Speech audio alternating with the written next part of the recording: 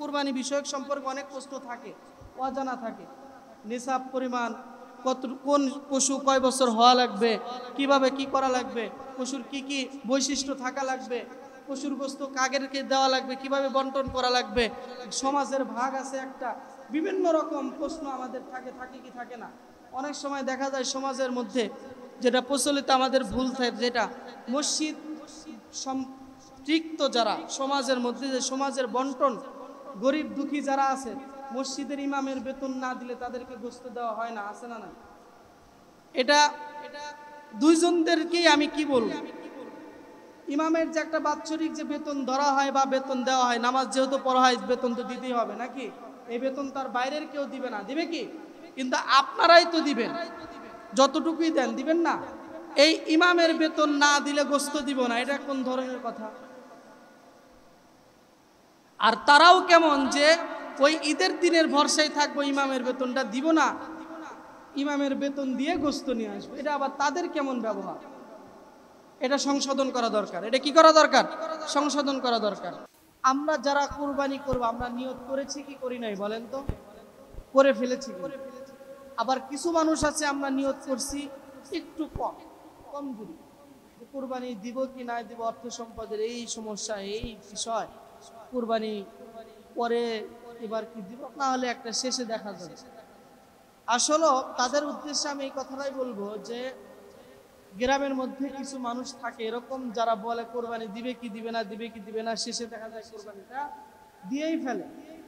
এটা এরকম ভাবে না করে চিন্তা করা দরকার যে আল্লাহ তাআলা যতটুকু সামর্থ্য দিচ্ছে, হয়তো ছোট কোরবানি হলেও আল্লাহ তাআলা আমাকে হয়তো দিতে দিবেন।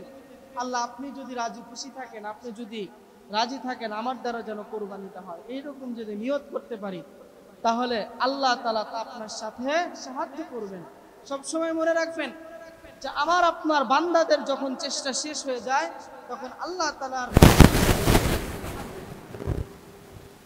সন্ধ্যার সময়, মাগরিবের সময় হঠাৎ করে চিন্তা হলো, হঠাৎ করে দরকার হয়ে গেল, প্রয়োজন হয়ে গেল, নদী পার হয়ে নৌকা দিয়ে নদী পথ অতিক্রম করে চরের ভিতরে যেতে হবে।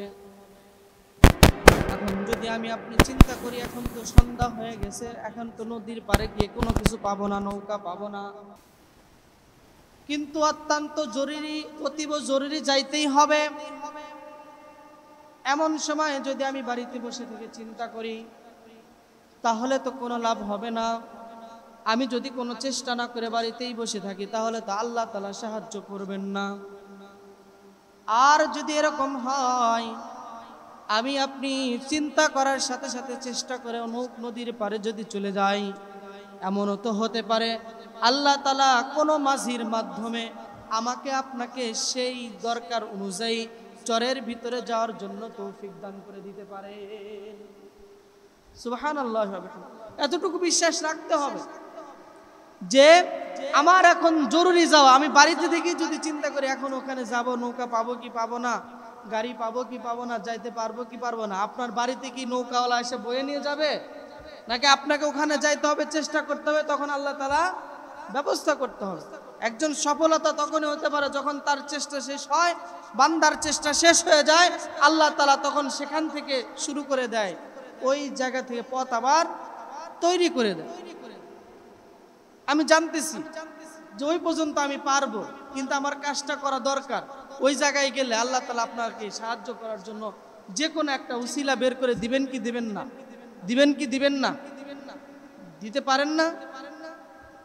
হয়তো কারো বাস্তব জীবনে এরকম ঘটনা ঘটে গেছে, আপনার দ্বারা সম্ভব না, কিন্তু আল্লাহ তাআলা, আপনি নিয়ত করেছেন, অটল থেকেছেন, আল্লাহ তাআলার উপর তাওয়াক্কুল করেছেন, সেই কাজটা আল্লাহ তাআলা ফয়সালা করে দিয়েছেন। হয় কি হয় নাই? হয় কি হয় নাই? এই জন্য কুরবানি করার জন্য নিয়তটা শক্ত থাকতে হবে যে আমি আল্লাহর জন্য কুরবানি করবো, আল্লাহ তুমি আমাকে সামর্থ্য দাও। শেষ পর্যন্ত যদি আপনি কুরবানি নাও দিতে পারেন, আল্লাহ তাআলা আপনার আমলনামায় কুরবানির সওয়াব লিখে দিবেন। সুবহানাল্লাহ। তাহলে আমরা কেন নিয়ত করতে গড়িমসি করি যে কুরবানি দিব কি দিব না, কুরবানি দিব কি দিব না? আছে না নাই? আছে। আল্লাহ রাব্বুল আলামিন পবিত্র কুরআনুল কারীমের মধ্যে বলেন, ফাসাল্লি লিরাব্বিকা ওয়ানহার, সূরাতুল কাউসার প্রত্যেকটা বান্দা এবং ছোট্ট বান্দা থেকে শুরু করে বয়স্ক বৃদ্ধ বান্দা পর্যন্ত সকলের মুখস্থ। আল্লাহ রাব্বুল আলামিন কোরআনের মধ্যে বলেন, ইন্না আ'তাইনাকাল কাউসার ফাসাল্লি লিরাব্বিকা ওয়ানহার ইন্না শানিআকা হুয়াল আবতার। আল্লাহ রাব্বুল আলামিন কোরআনের মধ্যে বলেন, ফাসাল্লি লিরাব্বিকা ওয়ানহার, আমার নামাজ এবং কুরবানি একমাত্র আল্লাহ রাব্বুল আলামিনের জন্য। যদি কোনো বান্দা, অনেক বান্দা আছে আমরা নিয়ত করি আল্লাহর জন্য, নিয়ত করি না। নামাজ পড়ি লোক দেখানোর জন্য, কুরবানি করি লোক দেখানোর জন্য। কুরবানি যদি না করি অমুক ব্যক্তি কি বলবে, অমুক ভাই কি বলবে, সন্তান কি বলবে, সন্তানের শ্বশুরবাড়ির মানুষ কি বলবে, মেয়ের শ্বশুরবাড়ির মানুষ কি বলবে, এলাকার পাড়া প্রতিবেশী মানুষ কি বলবে। এই জন্য যদি কোনো বান্দা কোরবানি দেয়, ফাসাল্লি লিরাব্বিকা ওয়ানহার ফাওয়াইলুল লিল মুসাল্লিন আল্লাযীনা হুম আন সালাতিহিম সাহুন, ধ্বংস তাদের জন্য যারা লোক দেখানো নামাজ পড়ে। যদি কোনো বান্দা লোক দেখানো কোরবানি এবং লোক দেখানো নামাজ পড়ে, এই কোরবানি আর নামাজ তার কোনো বিন্দু পরিমাণ এই উপকারেও কাজে আসবে না। ফাসাল্লি লিরাব্বিকা ওয়ানহার পড়েন না আপনারা? নামাজে পড়েন না? সূরা কাউসারের মধ্যে পড়েন না? এখানে আছে আমার নামাজ এবং কোরবানি একমাত্র কার জন্য? আল্লাহর জন্য। তাহলে আল্লাহর জন্য নামাজ এবং কুরবানি, ঠিক আছে, তাহলে আমরা নিয়তের মধ্যে এরকম গরমিল করি কেন যে সামর্থ্য হয় কি হবে না, হয় কি হবে কি হবে না, কুরবানি কি দিতে পারবো কি পারবো না, দেখা যাক, সময় আসুক, শেষ সময় পর্যন্ত না। সময় থাকতে হবে যে আমি কুরবানি দিব ইনশাআল্লাহ, আল্লাহ তুমি আমাকে হিম্মত দাও, শক্তি দাও, অর্থ দাও। কুরবানি তো একটা আর্থিক ইবাদত না? আর্থিক ইবাদত। কোরবানি অর্থ দিয়েই তো কোরবানি দিতে হয় নাকি? কোরবানি ফরজ, নিসাব পরিমাণ সম্পদ। আর কোরবানির নিসাব আর যাকাতের নিসাব কিন্তু এক না। আপনার অপ্রয়োজনীয় আসবাবপত্রও কোরবানির নিসাবের মধ্যে পড়বে। তাহলে প্রায় 90,000 টাকার, 90 থেকে 1 লক্ষ টাকার সম্পদকে আপনার ঘরে অপ্রয়োজনীয় নাই? নাই আপনার ঘরে? অবশ্যই আছে। একজন মানুষের যতটুকু প্রয়োজন তার বাইরে যা যা আছে তাই কুরবানির নিসাবের মধ্যে। আপনার জামা কাপড় পোশাক আছে 3 সেটের উপরে আছে, ওটাও নিসাবের মধ্যে ধরবে। তাহলে এরকম ভাবে যদি ধরতে যায় তাহলে আপনার বাড়িতে প্রত্যেকটা মানুষই নিসাবের মালিক হয়ে আছেন। জিলহজ মাসের 10, 11, 12 তারিখ সন্ধে মাগরিব নামাজের আগ মুহূর্ত পর্যন্ত 10 মিনিট আগেও যদি কেউ 1 লক্ষ টাকার এই নিসাব পরিমাণ সম্পদ তার কাছে হয়, তার জন্য কুরবানি করা ওয়াজিব। বুঝা আসছে কি কথা? তাহলে কুরবানি নিয়ত থাকতে হবে কার কাছে? একমাত্র আল্লাহ রাব্বুল আলামিন। কুরবানি যে কোনো ভাবে আপনি দিতে পারেন। আপনার একার পক্ষে সম্ভব হচ্ছে না, আপনি 7 ভাগে কুরবানি দেওয়ার নিয়ত আছে না নাই? নিয়ম আছে না নাই? জানেন না আপনারা সবাই? জানেন না? গরু, মহিষ, উট কুরবানি দেওয়া যায় কি যায় না? ভাগে ভাগে দেওয়া যায়। ছাগল কুরবানির বয়স কতটুকু হওয়া দরকার আমরা এটাও জানি। আল্লাহ রাব্বুল আলামিন সূরা আনআমের 162 নম্বর আয়াতের মধ্যে ইরশাদ করেন, কুল ইন্না সালাতি ওয়া নুসুকি ওয়া মাহইয়ায়া ওয়া মামাতি লিল্লাহি রাব্বিল আলামিন। আল্লাহ রাব্বুল আলামিন আল্লাহর পয়গম্বরকে বলেন, হে রাসূল আপনি বলুন, আপনি বলে দেন, আমার নামাজ, আমার কুরবানি, আমার জীবন, আমার মৃত্যু একমাত্র আল্লাহ রাব্বুল আলামিনের জন্য। এই দুনিয়ার ভিতরে দৈনিক যে 5 ওয়াক্ত নামাজ আদায় করার জন্য আমরা আসি, এই নামাজ একমাত্র আল্লাহর জন্য। এই দুনিয়ার ভিতরে আমার আপনার যে জীবনটুকু আছে, এই জীবন আল্লাহর জন্য। আবার যে আমরা মৃত্যুবরণ করব, সেই মৃত্যু একমাত্র আল্লাহর জন্য। দুনিয়াতে কুরবানি শুধু গরুর যে কুরবানি, এই কুরবানি নয়। কুরবানিতে এই কুরবানি 1 বছর পরে জিলহজ মাসে 10, 11, 12 এই 3 দিনের ভিতরে ওয়াজিব হয়। তাছাড়া আমি আপনি সকালবেলা ভোর রাত্রে ঘুমাচ্ছিলাম, ইশার জামাত আদায় করে ঘুমাইছি, নামাজের সময় ওঠা লাগবে, আবার ফজরের সময় উঠতে মন চায় না, পরিশ্রমের শরীর, এত ক্লান্ত শরীর, তারপরেও যদি ঘুম থেকে সব কিছু বাদ দিয়ে আল্লাহ রাব্বুল আলামিনের ডাকে সাড়া দিয়ে যদি নামাজে যায়, ওই ঘুমকে ত্যাগ করাই হচ্ছে একটা অন্যরকম কুরবানি। আমি আপনি যদি হারাম দিকে যদি না যাই, হারাম অর্থ উপার্জন না করে যদি হালাল উপার্জন করি, এটাও হারামের বিরুদ্ধে কুরবানি। আমি আপনার সন্তান অবৈধ কাজের মধ্যে লিপ্ত আছে, যেভাবেই হোক তাকে নিয়ে আসা লাগবে, এটাও একটা কুরবানি। একটা গুনার কাজের মধ্যে গিয়েছি, সেই গুনার কাজ থেকে বিরত থাকতে হবে, এটাও একটা কুরবানি। শুধু গরু কোরবানি, পশু কোরবানি তো 1 বছর পর পর চলে আসে, কিন্তু প্রত্যেকটা মুহূর্তে, প্রত্যেকটা ক্ষণে, প্রত্যেকটা জায়গায় দুনিয়াতে চলতে ফিরতে প্রায় 70 বছরের যে জিন্দেগি আল্লাহ তাআলা আমাদের দুনিয়াতে পাঠাইছেন, প্রত্যেকটা সেকেন্ডে আমাদের কুরবানি করার নিয়ত আমাদের সব সময় থাকতে হবে। আমি যে কোনো জায়গায় যাই না কেন, যে কোনো কাজ করি না কেন, সেটাই আমার জন্য কুরবানি হওয়া চাই। অফিসে গেছি একজন ক্ষেত খামারে কাজের জন্য, এখানে তো কৃষি লোক আমরা হয়তো বেশি, ক্ষেত খামারে গেছি কাজের জন্য, যে ক্ষেতের মালিক সে তো আমাকে সারাদিন পারিশ্রমিকের জন্যই তো আমাকে নিছে নাকি, হয়তো যে কোনো একটা টাইম দেওয়া আছে, সকাল 8টা থেকে আসর নামাজ বা 2টা, দুপুর 2টা পর্যন্ত। যতটুকু রেস্টের প্রয়োজন আমি ততটুকু রেস্ট নিলাম, বা আমার যতটুকু প্রয়োজন, ওর বাইরে যদি আমি নিতে যাই সেটাও তো আমার জন্য অবৈধ হচ্ছে, ভুল হচ্ছে। আমি কাজ করতে পারবো একটা, সেই কাজ না করে আমি সঠিক কাজটা আমি মালিককে দিতে পারি না, টাকাটা ঠিকই পুরাটা পুরো নিয়ে নেই, এটাও তো আমাদের কি ওই যে এতটুকু অনীহা, যে আমাকে কাজ, আমি মালিক এখানে আসে নাই, কিন্তু আমার কাজটা 100%, 100% আমার যতটুকু করা দরকার, আমি যতটুকু করতে পারবো, আমার পারিশ্রমিক হিসাবে যতটুকু কাজ আমার দেওয়া দরকার ততটুক যে দিলেন, আর বিরত থাকলেন না, বসে থাকলেন না, রেস্ট নিলেন না, এটাও একটা কুরবানি। বুঝাচ্ছে কি কথা? অনেক সময় দেখা যায় কুরবানি দিয়ে দিই, ভাগে কুরবানি দিচ্ছি, 7 জন ভাগে আসি, 7 জনের মধ্যে একজনের নিয়ত যদি অমিল থাকে, টাকা যদি অবৈধ থাকে, আপনার কারণে ওই 6টা কুরবানিও হবে না, আপনার কারণে ওই 6 জনের কুরবানিটাও হবে না। এই জন্য ভাগ নির্ধারণ করার সময় অবশ্যই লোক দেখে আমরা ভাগ নির্ধারণ করব।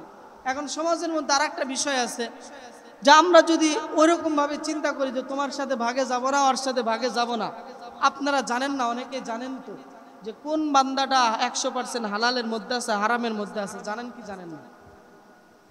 অনেক সময় জেনেও লোক মুখে ভয়ে তাদেরকে কিছু আমরা বলতে পারি না। এখন যদি কুরবানির ভাগ তার সাথে না দিতে চান, আবার সমস্যা হয় কি, নানান ধরনের হুমকি দামকে আসে না নাই। এজন্য এই হুমকি দামকি কেন দিবেন আপনি? নিজের অর্থ সম্পদকে পরিষ্কার করলেই তো হয়ে যায়। কতটুক প্রয়োজন, কত দরকার? কোনো দরকার নাই। এত অর্থ সম্পদ দিয়ে কি করবো আমরা, বলেন তো?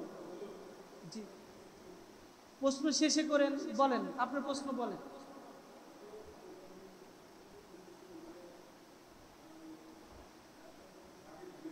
জি,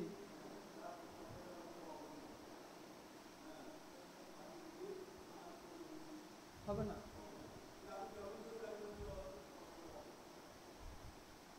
শোনেন, আপনি বলতেছেন যে কুরবানি দিতে গেলেন কিন্তু অবৈধ টাকা আছে, তার জন্য আমার কুরবানি হবে না। আপনি কিভাবে জানলেন যে তার অর্থ সম্পদ অবৈধ কিনা? এটাই তো প্রশ্ন। আমি তো আর জানি না যে সে অর্থ সম্পদ কিভাবে করলো, মানে উপার্জন করলে, সেটা তো আর আমি জানি। ওটা আসতেছে সামনে, প্রশ্ন উত্তর পাবেন। আমি আপনি যখন কুরবানি ভাগে দিব, তখন আমরা চিন্তা করব কি, যে সব সময় যার পরিষ্কার টাকা, পরিষ্কার অর্থ সম্পদ, তার সাথেই ভাগে দেওয়ার জন্য নাকি? প্রশ্ন আসছে যে ওই লোকটা আমি ভাগে দিব, ধরেন এই আমিনুল ভাইয়ের সাথে আমি ভাগে দিব, সে দোকানদারি করতেছে ওষুধ, হ্যাঁ ব্যবসা 100% হালাল, আমরা জানতেছি সে হালাল অবস্থায় আছে, তাহলে ওই ব্যক্তিটা যখন তার মধ্যে যদি কোনো হারাম কিছু অর্থ সম্পদ থেকে থাকে, আমরা তো কেউ জানি না, জানি কি? এখন তার সাথে আমি পরিষ্কারভাবে আমি ভাগে দিয়ে দিলাম। এই প্রশ্নের উত্তরে এরকম আসছে যে ওই ব্যক্তির জন্য যার বাকি 6 জনের কুরবানি হলো না, 6 জনের যে নির্ধারণ করার কোনো অবস্থাও থাকলো না। আল্লাহ তাআলা এরকমও করতে পারেন, এই 6 জনের কুরবানি যে হলো না সবগুলো গুনাহ ওনাকে দিয়ে দিবেন, আর আপনাদের কুরবানি আদায় হয়তো আল্লাহ তাআলা চাইলে, ইচ্ছা করলে আল্লাহ তাআলা আপনার কুরবানি আদায় হয়ে যেতে পারে। বুঝা আসছে কি কথা? যে আমি জানি না, কিন্তু এখন আরেকটা কথা আছে এই পয়েন্টের সাথে, এখন কে কিভাবে অর্থ সম্পদ কামাই কাজি করতেছে আমরা জানি না। তাহলে আপনি এখন সর্বনিম্ন এই বছর আপনারা বলেন তো, কুরবানির ভাগ দেওয়ার জন্য, গরুর ভাগ দেওয়ার জন্য কয় টাকা নির্ধারণ করা আছে সর্বনিম্ন? জি বুঝি না, 10-এর নিচে হয় না। 10,000 টাকা দেখে একটা খাসি পাবেন না, পাবেন না? তাহলে আপনি খাসি দিয়ে দিন। তাহলে তো আমার আপনার কার অর্থ সম্পদ বৈধ থাকলো না অবৈধ থাকলো সেটা আর খোঁজার কোনো প্রয়োজন হলো না। এখন আপনি চিন্তা করতে পারেন যে খাসি দেওয়া কেমন, খাসি দেওয়া কেমন এটাই আপনার কোরবানি না হওয়ার জন্য শর্ত, আর কোনো কিছু না। বুঝাচ্ছে কথা? কথাগুলো ভালোভাবে একটু বুঝেন, তারপরে হয়তোবা আমি যাওয়ার পরে বা এই সপ্তাহ আমাকে নিয়ে আলোচনা করতে হুজুর কি বললো কোরবানি হবে না। ভালোভাবে বুঝেন যে খাসি দেওয়া কেমন, কেন আসছে যে আমি খাসিটা দিব, মানুষ কি বলবে, এই জন্য তো বলতেছি আমরা যে খাসি দেওয়া কেমন কেমন। যদি আপনার আমার মধ্যে প্রশ্ন আসে, আমার নিজের যত বড় হুজুরি হই না কেন আমারও কোরবানি আদায় হবে না। এই জন্য চিন্তা করবো, অনেকে আছে তো 20,000-25,000 টাকা দিয়ে আমরা কোরবানি ভাগ দিচ্ছি, 20,000 টাকা দিয়ে তো 2টা খাসি হবে, হবে না? অন্তত এইটুকু যদি না হয় 10,000 টাকা, একটা মেয়ে মাদি ছাগলও তো হবে, হবে কি হবে না? মাদি ছাগল দিয়ে কোরবানি দিলে কি কোরবানি আদায় হবে না? হবে কি? তাহলে আমি ওটা দেব। এখন আমরা অনেক সময় চিন্তা করি গরুর গোশত ভালো লাগে, মজা লাগে, তাহলে তো গোশত খাওয়া হয়ে গেল। মোট কথা নিয়তকে পরিষ্কার এবং অর্থকে পরিষ্কার করতে হবে। এরকমও যদি হয় না, আমি অর্থ আমার অবৈধ অর্থ আছে কিন্তু হালাল অর্থও তো থাকে, থাকে কি থাকে না? প্রত্যেকটা মানুষের পারিশ্রমিকের টাকা থাকে না? ওই টাকা দিয়ে যদি কোরবানি দেন, কোরবানি তো আদায় হয়ে যাবে। কথা কি বুঝে আসছে? যে কোনো উপায়ে আপনি এত পরিষ্কার করে বলার কারণ কি, যে হারাম খেলে ইবাদত কবুল হয় না, আমরা প্রত্যেকটা বান্দা জানি কি জানি না? তাহলে আমি আর আপনি সমান, নামাজ না পড়লে গুনাহ হয়, আপনিও জানেন আমিও জানি, জানি কি জানি না? তাহলে আমি আপনি যদি নামাজ বাদ দিই, দুজনের কি একই সমান গুনাহ হবে না? অবশ্যই। আমরা অনেক সময় বলি যে হুজুর মানুষ নামাজ পড়তেছে না, বলি কি বলি না? হুজুর মানুষ ওই কাজ করতেছে না, কিন্তু ওই কাজ না করলে যে গুনাহ আপনিও জানেন আমিও জানি, তাহলে আপনি আর আমার মধ্যে তো কোনো পার্থক্য নাই, আপনি আর আমার মধ্যে কোনো পার্থক্য নাই। এই জন্য কুরবানি একমাত্র আল্লাহ তাআলার জন্যই দিব। এবং যদি কোনো এরকম মানুষের মধ্যে, আমার আপনার মধ্যে যদি চিন্তা থাকে যে আমি ভাগে দিব, ওই মানুষের অর্থ সম্পদ তো হয়তো বা তিনি হালালটা দিবেন না, তাহলে আমার তো, তাহলে আমি একা ছাড়া কেউ নাই, তাহলে আমি একাই একটা খাসি কিনে দিব। আর এইটুক মন মানসিকতা না হলে আপনার কোরবানি আদায় হবে না। বুঝা আসছে কি কথা? গত সপ্তাহে তো বলছি যে একজন 1 লক্ষ টাকা দিয়ে একটা পশু কিনে জবাই করে তিনি কুরবানি দিলে একমাত্র আল্লাহর জন্য দিল না, আর একজন 5,000-6,000 টাকা দিয়ে একটা মাদি ছাগল নিয়ে এসে কুরবানি দিল একমাত্র আল্লাহর জন্য। তাহলে কোনটা উত্তম হলো আল্লাহর কাছে? যে ব্যক্তি ছাগল দিল সেটাই তো উত্তম হলো। এখন আরেকটা বিষয় আসেন, কুরবানির যে পশু দ্বারা আমরা অনেক সময় পারিশ্রমিক দিয়ে থাকি, দেই কি দেই না? যে একটু গরু কষাই কি করে, আপনার সাথে যে কোরবানি দেয় না, এলাকার মধ্যে অনেক ব্যক্তি আসে না, যে একটু গোশত কেটে দেয় বা পুরা গরুটা তাকে রাখেন যে তুমি তো কোরবানি দাও নাই, তুমি আসো, তুমি আসো কোরবানির গোশত একসাথে বানাবো। এই সময় আপনি যদি ওনাকে গরু কোরবানির গোশত যে পারিশ্রমিক দেন, আপনার কোরবানি আদায় হবে না। বুঝা আসছে কি কথা? তাকে অবশ্যই তাকে কিছু টাকা অথবা কিছু একটা নির্ধারিত করে যে আমি টাকা, এই টাকাটা তাকে আমি কি করব, পারিশ্রমিক দিব। তারপরে যদি আপনি তাকে গোশত দেন না দেন সেটা আপনার ব্যাপার। আর আপনি যদি গোশত দেন আর যদি মনে করেন যে না তাকে আমি পারিশ্রমিক দিলাম, আপনার কোরবানি হবে না। আর আপনি যদি মনে করেন যে টাকা আমাকে দিল, গোশত দিল না, তাহলে আপনারও তো কর্মটা সঠিক হলো না। কথা কি বুঝে আসছে? এই জন্য কুরবানির গোশত দিয়ে পারিশ্রমিক দেওয়া যাবে কি? যাবে না। এমনকি আপনার বাসায় রাজমিস্ত্রি কাজ করে, করে কি করে না? ধান কাটার সময় ধান কাটার কাজ করে কি করে না? অনেক সময় খাবারের চুক্তি থাকে, থাকে না? কুরবানির খাবারের যদি চুক্তি তার পারিশ্রমিকের মধ্যে থাকে, কুরবানির গোশত দিয়ে তাকে খাওয়ানো যাবে না। বুঝে আসছে কি কথা?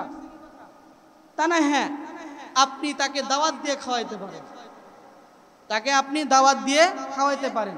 চুক্তি করা যাবে না যে আপনার খাবার আমি দেব। অনেক সময় দেখবেন অর্থ সম্পদ যখন খাবার দেয় 50 টাকা বা 100 টাকা পারিশ্রমিক কম বেশি হয় দৈনিক হাজিরার মধ্যে, এরকম হয় না? এই সময়টুকু যদি আমি আপনি যদি আমার ওই বাড়িতে যে কাজ করতে আসছে ওই ব্যক্তিকে যদি আমি আপনি কি করি, ওই খাবার দিয়ে যদি কুরবানির মাংস দিয়ে তাকে খাওয়াই, তাহলে কি হবে না? সঠিক হবে না। তাকে অন্য খাবারের ব্যবস্থা করে। বুঝে আসছি? এগুলো খুব খেয়াল করে চলতে হবে। আর কুরবানির যে মাংস, চামড়া, এগুলো সদকা করে দিতে হবে।